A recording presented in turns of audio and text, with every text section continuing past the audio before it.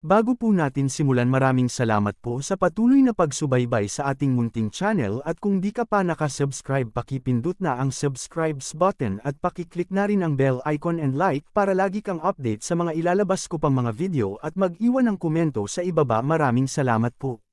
Sa pagpapatuloy, sa di inaasahan ni Dian ay pati siya ay napasama sa expedition ng panglupig sa mga demon monster. Sinabi ni Lian na sa count na malapit na sila sa border. Sinabi ni Dian na nagtataka siya kung bakit pati siya ay napasama. Sinabi naman ng isa sa mga Lofty Knights na ano ang kanyang sinasabi, hindi mo ba namimiss ang mga nakakasang mission? Masyado ka nang naiinip na sa pag-upo lamang sa iyong opisina. Alam naman namin na sinusubukan mo tumingin matapos ang mga nangyaring mga kabaliwan. Hindi ka ba nasisiyahan at matagal ka na hindi nakakakita ng dugo? Sinabi naman ni Dian sa kanyang isip na, hindi buwisit kang lunatic ka. Hindi nakakakita ng dugo? Natural lang yon, ay napakamaganda para sa akin. Ano ba ang iyong pinagsisasabi? Gusto ko silang tanggihan hanggang sa huli, ngunit. At naalala niya ang isang baliw na knight, na naglulupasay na parang bata na nakahawak sa kanyang mga paa. Aking Panginoon, pakiusap, sumama ka sa aming expedition, wika ng baliw na knight. Sinabi naman ng isa sa kanyang Panginoon na parte siya ng Lofty Knights. Sinabi naman ng isa na bakit sila lang ang ipapadala sa napakamasayang lugar. Let's go together, wika naman ng isa pang baliw. Sinabi naman ni Dian na fun, nawawala na ba kayo sa katinoan? Ang panglupig sa monster ay malapit sa border. Saan ang nakakatuwa sa mga salitang yon? Marami pa ako tinatapos na mga dokumento. Pwede kang sumama, wika naman agad ng butler. Ano? Pagtatanong ni Dian. Sinabi ng butler na binubuli na siya neto sa nakaraan na mga linggo.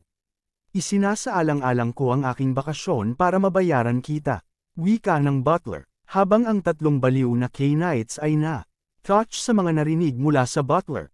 Sinabi ng isang baliw na knight na napaka-busy niya, ngunit sasama pa rin siya sa atin. Sinabi naman ng isa pang baliw na ang kanilang kawawang Panginoon ay binasag ang kanyang puso. Sa isip nilang tatlo na sila lang ang makakapagligtas sa kanyang Panginoon. Kita nyo na pati ang butler ay pumapayag na rin. Tama, sigaw nilang mga baliw, let's go together. Sigaw pa nila. Sinabi ni Dian sa butler na hindi. Tandaan mo, ngunit nagsalita naman agad ang butler at sinabing, at kung hindi ka pa kikilos, Panginoon, ang mga bastardos na nagtatago sa county ay susundan ka ba? Pagtatanong pa ng butler. Ang matandang ito ay huhulihin ng mga daga, kaya pakiusap umalis ka na at mag-relax, wika ng butler. At bumalik sa kasalukuyan. Iniisip ni Dian ang mga sinabi ng butler, kaya paano siya tatangi? Oo, kailangan natin mahuli ang espiya. At naalala niya ang mga nakaraan na nangyari sa kanya sa pagtambang at sa pagpapasabog. Kung hindi tayo malakas, mamamatay tayo. Sinabi ng isang baliw na naririto na sila, kaya wag na sana siyang mahiya pa. Iniisip naman ni Dian na hindi sa ganon dahil nakapagpahinga na siya ng matagal sa Demon King Castle. Sigaw naman ng isang baliw na knight na pakiusap, tangalin mo ang iyong stress ngayon.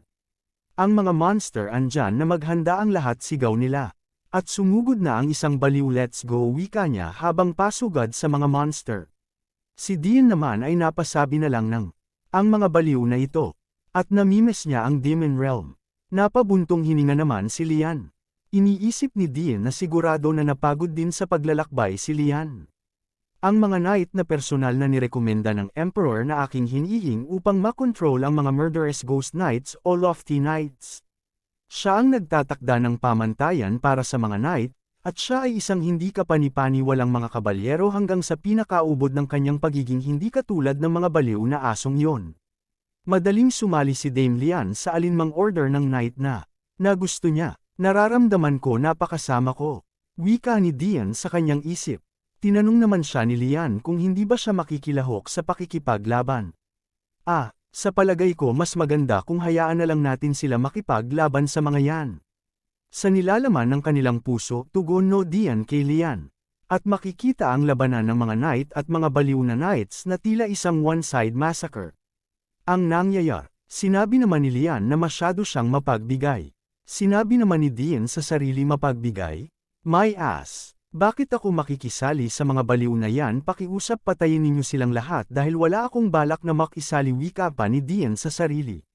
At bigla ang dalawang baliw na knight ay tila nag-aaway. Sinabi ng isang baliw na, "Hoy, ikaw, tinawagan ko muna si Dibs sa halimaw na yon." Minura pa niya ito. Samagat naman ang isa na sinong may pake-alam ako ang nakauna. At inilabas pa niya ang kanyang dirty finger. Sinabi naman ng isa pang baliw habang bakas ang ngiti sa mga labi. Na Captain, ay ibig kong sabihin, Panginoon, hindi ka ba makikisali? Sa palagay ko mag-enjoy ka sa bakasyon mo dito kahit saan pa. Sinabi naman ni Dean na may pagkainis na siya na ang bahala sa sarili niyang bakasyon. Kaya huwag silang mag-alala. Sinabi ng isang baliw na bilisan nila at matatapos na sila. Sinasabi naman sa isip ni Dean na ayaw niya na bilisan nila. At mayroon akong pakiramdam na kung pumasok ako, may mangyayari na hindi maganda. Nang bigla siya napalingon, isang mabilis na pana ang tumama sa kanyang balikat. "Aking Panginoon, okay ka lang ba?" Pagtatanong ni Lian na nag-aalala. Sinabi ni Dean na kung hindi niya inikat ang kanyang katawan ay tatamaan ang kanyang lalamunan. Saan nanggaling ang palaso na yun? Pagtatanong ni Dean. Isang ambush. Sino? Ang nation ba na lagpas sa border? Hindi maari. Hindi nila magagawa yun, depende na lang kung magsisimula sila ng isang digmaan. Kung hindi yon ang kaso, ano? Meron mga assassin na ipinadala upang gusto ako patayin. Sinabi ng isang assassin na nakaiwas siya, habang naghahanda pa ng isa pang palaso. Nagmura si Dean at sinabing nakakadiri sila. "Aking Panginoon," wika ni Liena na nag-aalala. Sinabihan ni Dean si Lian na putulin ang palaso. Sinabi pa ni Dean na seryoso na mas lumapit siya, parang hindi ba niya ito nakikita. Sinabi ni Lian na kung gagawin niya yon at aalisin ang palaso ay lalo lang lala ang kanyang pinsala. Ngunit hindi umimik si Dean sa sinabi ni Lian at sinabi ni Lian na naiintindihan na niya. Naisip ni Lian na base sa kanyang mood ay ayaw niya itong tinatanong ng pangalawang beses, kaya wala nang nagawa si Lian upang sundin ang utos ni Dean na putulin ang palaso na nakatarok sa kanyang balikat. Ang palaso ay bumaon at lalo pa itong bumabaon. Kaya siya nakakaramdam ng sobrang sakit. At pinapakita ang murderous ghost knight, ang Lofty Knights. Sinabi ni Dean na ilabas na nila ang kanilang mga droga. "Dean, di ka lang pala tumador, pusher ka din pala? Pasalamat ka. Tapos na ang termino ni Digong." Anyway, balik sa kwento. At makikita na may nakatayo sa isang gusali ng border. Sinabi ng lalaki na ang bastardong tumira ng palaso. "Teka, hindi ba yon ay ang pangatlong hero ng Empire, Dean Hart?" Pagtatanong neto, sinabi ng kanyang kasama, husga sa kanyang puting buhok ay tama at ang katotohanan ay kasama pa niya ang murderous ghost knights, parang ganyan. "Sino ang nakikipaglaban banda doon?" wika naman ng isa. Napamura siya dahil ang alam niya ay nilulupig nila ang mga monster, ngunit ano ang nangyari? Ito ba ay meron hindi pagkakaunawaan? "Alam ko na isa siyang hero ng Emperor, ngunit ang natanggap niyang pinsala ay masyado malala para matalo niya ang mga lakaban niya," wika ng lalaki sa itaas. Sandali lang pinsala, dagdag pa niya na napangit. 2 taon na ang nakakalipas matapos ang 8 taon na digmaan. At ang kasumpa-sumpa na Dean Hart ay napinsalaan. Sa palagay ko ang Empire ay ayaw ng digmaan sa ngayon. At kung sasabihin namin na ang mga bastardo na ito ay umatake sa aming kaharian, ay sigurado makakatangap kami ng mabigat na gantimpala sa Empire. At sa kabilang banda makikita na ang isang user ay kinain na ang droga na binigay ng kanilang supplier na si Dean Hart. "Panginoon, ano ang droga na yun?" wika ni Lian na may pag-aalala. Sinabi ni Dean na isa. "Yun na droga na isinasara ang iyong kabaitan ng pansamantala." Wika ni Dean. "Patawad, hindi ba bawal yan na droga?" Wika ni Lian. Sinabi naman ni Dean na, "Hindi ka lang halatang halata sa pagkonsumo nito." "Ano-ano ibig sabihin nun?" sigaw ni Liana. At si Dean ay binunot na ang kanyang punyal. Sumigaw ang assassin at sinabing ano pa ang kanilang hinihintay at patayin na silang lahat ng mabilis. Sumugod ang isang assassin habang si Dean naman ay tumungtong sa kanyang kabayo. Napasugod, at ito'y tumalon upang magsegowa ng isang pag-atake. At sinabi niya na isa. Nagulat naman ang assassin sa bilis na ipinakita ni Dean. At di na siya nakariyak pa sa pagbagsak ni Dean, ang assassin ay humandusay habang nakatarok ang kanyang punyal. Sinabi ni Dean sa assassin na mas mabuti kung manatili muna siya ng ganon bago siya may gawin sa kanyang mga binti. "Ngayon nakahuli na ako ng isang buhay. Hindi ko nakikita na kailangan pa nila ang tulong ko." Wika ni Dean sa kanyang mga Lofty Knights. At pinapakita ang patuloy na labanan sa pagitan ng mga assassin at ng murderous ghost knights. At ito'y naging isang one-side massacre. Sinabihan ni Dean na si Lian na siguraduhin niya na ang nahuli niyang bastardo ay hindi mamamatay. Sumang-ayon naman si Lian at sinabing natanggap niya ang kanyang kautusan. At si Dean iniisip niya na gagawin na niya. At napahinto ang isang lofty o baliw na knight sa sinabi ni Dean na tignan nila ang bastardo na yon. Sinabi ng lofty knights na sa palagay niya ay mamatay na rin ang assassin kahit hindi na niya ito patayin. Nang bigla pinugutan ni Dean Hart ang assassin at sinabing ano ba sa tingin nila ang kanilang ginagawa. Napasabi na lang ang lofty knights ng captain. Kayong mga baliw na aso sa larangan ng digmaan ay naging isang knights.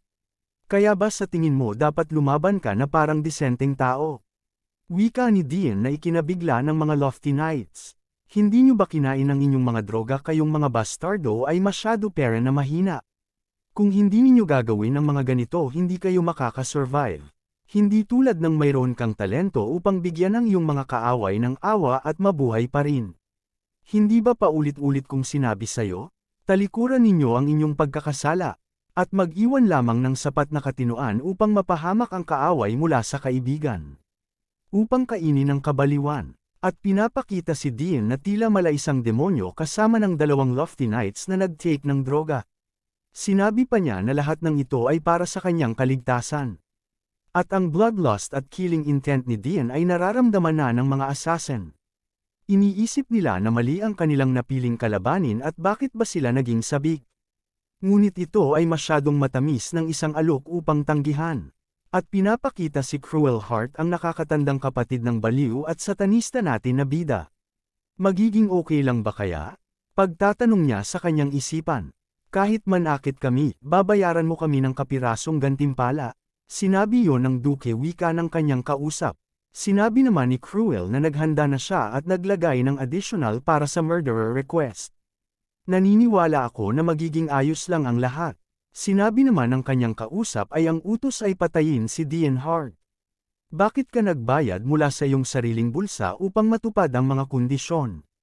At kung malaman ito ng Duke, sinabi naman ni Dean na aakuin niya ang lahat ng race posibilidad. Kaya huwag siya mag-alala.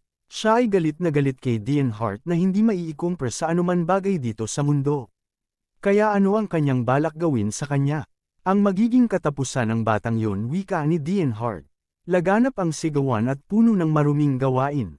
Isang hindi kapanipani walang malupit na labanan ang nangyari makikita si Dean na walang awang pumapatay na akala mo mauubusan. Ang taong nakatayo sa gitna ng lahat. Ang paraan ng pagkislap ng kanyang mga mata habang pinupunit ang kanyang mga kaaway. Ay nagpapaalala ng isang uhaw sa dugo na multo. Nagtatanong na sabi ng assassin na nakahandusay na. Ang gayong tao ay ang bayani ng imperyo. Pagtataka niya, dapat hindi muna tayo nakisali. Paano mananatiling matino ang sinuman pagkatapos makatagpo ng gayong baliw? Hindi nakakagulat na sila ay tinutukoy bilang mga murderous ghost knight. Sa halip na lofty knights. Hindi ba sila mas malapit sa pagiging demon kaysa sa tao? Hindi ko alam kung ikaw ba ay nabulag sa pera o sadyang stupido lang ang inyong plano. O pareho wika ni Dean nang bigla itinarak niya ang kanyang punyal sa binti ng assassin. At patuloy pa niya ito tinatapakan upang bumaon. Sinabi pa ni Dean na, hindi rin ako nahahanap ng torture. Ang gusto ko lang sabihin mo kung sino ang nasa likod ng lahat ng ito. Dagdag pa ni Dean na tila may ngiting mapaglaro. Napamura na lang ang assassin habang tinatapakan ni Dean ang nakatarak na punyal. Sa kaharian ng Empire, may dumating na ulat mula sa kaharian ng Ilion.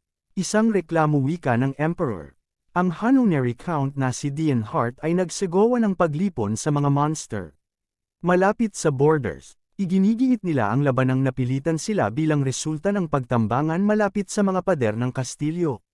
Ay isang pagtatangka sa armadong pagsalakay. Sandali lang ano ambush? Pagtatanong Emperor, okay lang ba ang Count Hart? Dagdag ng Emperor. Sinabi naman ng kausap niya na tinire siya gamit ang isang palaso na tumama sa kaliwang balikat at mahirap ito para sa kanya na gamitin ng ilang buwan.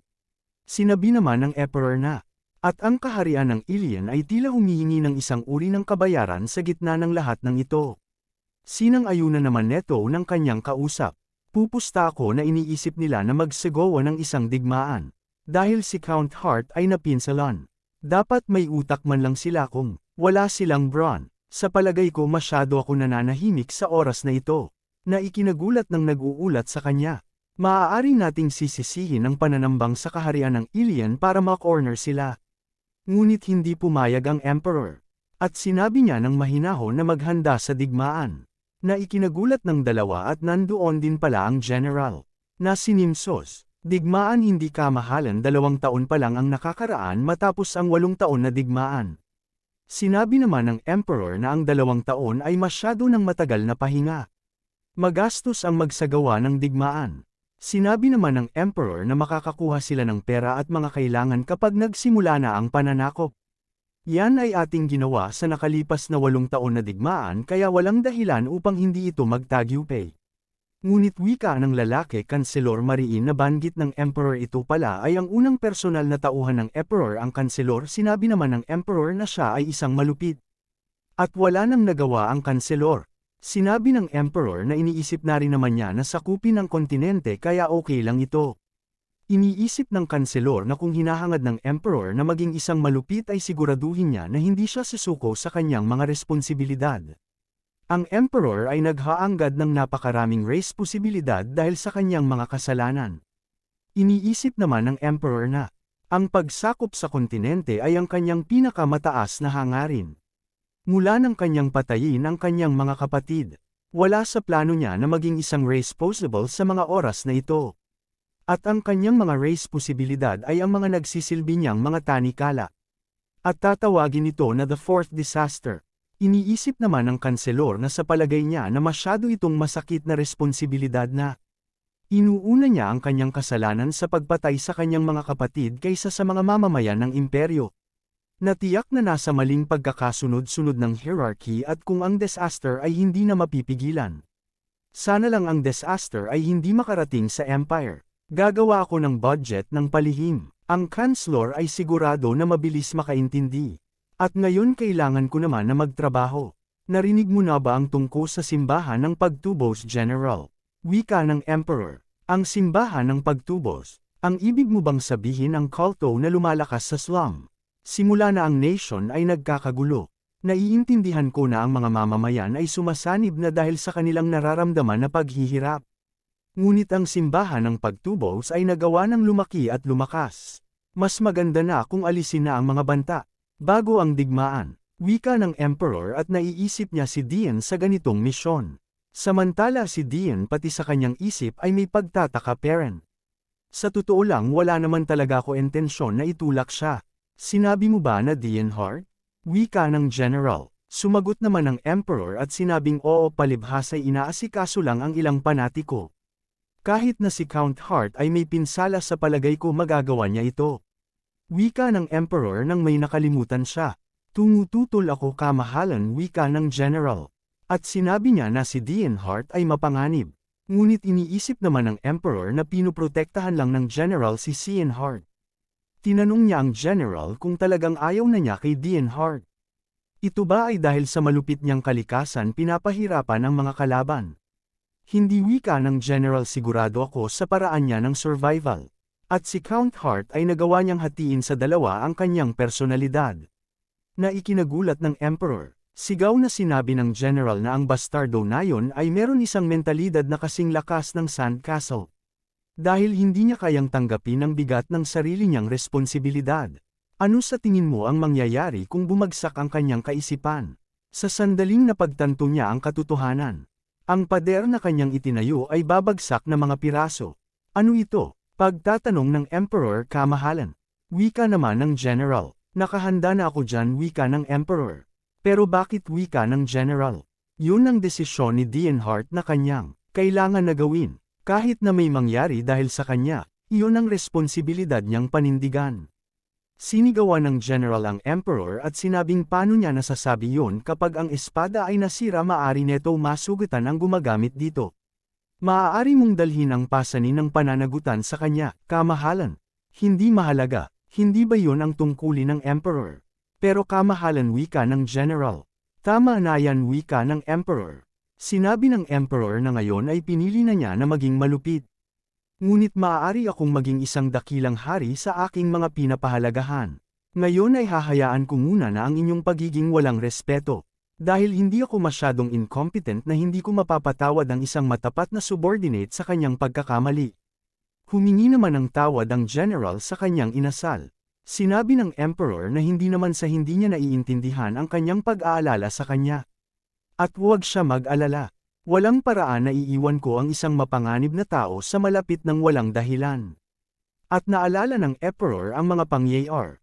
Makikita nakaluhod si Dienhart sa Emperor at sinabing pakiusap pahintulutan mo ako na wasakin ko ang aking sariling pamilya.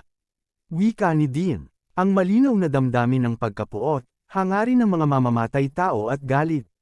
Itinayo niya ang kanyang hanay laban sa kanyang pamilya sa loob ng 8 taon na siya ay nakaligtas nang siya ay itulak sa digmaan sa murang edad na 14, sa wakas ay kinilala siya sa kanyang mga nagawa at tumayo sa harap ng emperador hiniling lamang niya na ipaghiganti ang kanyang pamilya.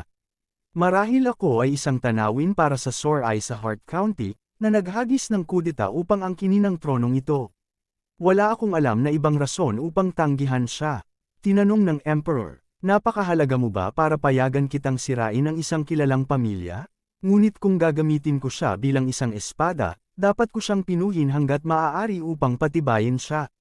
Sumagot si Dienhart na ano ang kanyang dapat na gawin. Sinabi ng Emperor na ang hero ay pupunta sa expedition upang patayin ang Demon King. Bakit hindi ka kaya sumama? Isang utos na harapin ang Demon King bilang kasamahan ng hero. At ang resulta ay di ka panipaniwala. Nagawa niyang mabawi ang patay na katawan ng hero. Nakakamangha. So, pareho pa rin ba ang inyong nararamdaman? Pagtatanong ng Emperor. Sumang-ayon naman si Dien. Sa nakakamangha niyang nagawa lahat ay dapat lang nakilalanin siya na isang hero kahit na si Dienhart ay hindi nagtataglay ng fragment ng isang hero. Sinabi ng Emperor na naniniwala siya na ang Hart County ay magiging mas matahimik pa sa mga susunod. Ano sa palagay mo? Pagtatanong ng Emperor. At napatingin si Dienhart at sinabing, salamat sa iyong konsiderasyon, ngunit ano ang kapalaran? Si Cruel Heart ay dumating ng huli sa gabi na iyon. Nasaksihan ni Dienhart ang pagpatay sa mga tao ng kanyang sambahayan. Dienhart wika ni Cruel. At nagawa niyang makasurvive. Sa huli si Cruel Heart ay naging isang mahusay na card para harapin si Dienhart. Ano man ang dahilan kung bakit pinatay ni Dienhart ang sarili niyang pamilya. At ang kanyang huling takdang aralin ay si Cruel Heart. Sa utos na kailangan niya patayin ang kanyang kapatid ay kailangan niya ako. At si Cruel Heart ay pinagsisilbihan si Duke Iloster upang masigurado ang kanyang sariling kaligtasan. Ang dalawang magkapatid ay hawak ang bawat isa sa kanilang mga lalamunan. Kaya habang buhay si Cruel Heart, kakampi ko si Dienhart. Wika ng Emperor. At dyan po muna nagtatapos, abangan ng next chapter. Salamat po.